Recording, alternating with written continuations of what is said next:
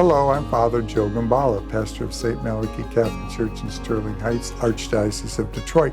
Welcome to Saint of the Day. Today is November 9th. Today we commemorate the dedication of the Church of St. John Lateran.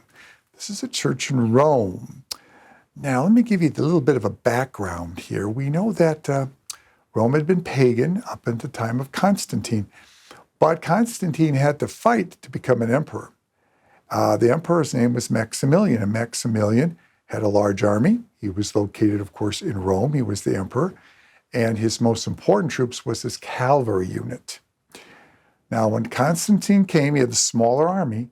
Constantine had a vision from God, and the vision was a sign of the cross in the sky and said, "By this sign you will conquer."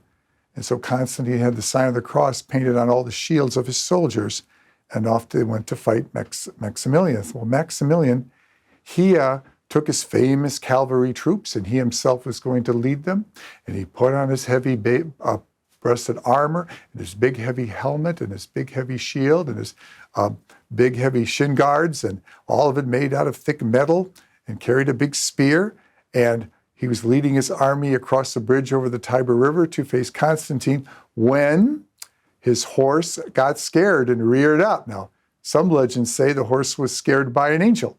But that horse reared up and threw the emperor into the river, and loaded down with armor, he sank to the bottom and drowned.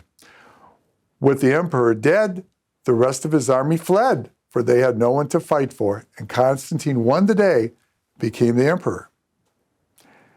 Constantine knew that Maximilian's top troops, the most important troops, were that cavalry unit.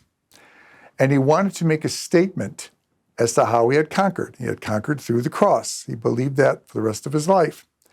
So he goes to the headquarters, the large headquarters of this cavalry unit, and he has it torn down.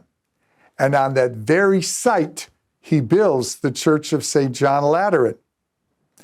He does it to make a statement so that everyone would know that upon the defeat of the pagan enemy, rises the new faith, literally on the same spot.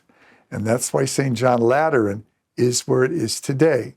It is also the cathedral of the Diocese of Rome, and that is the official church of the Pope.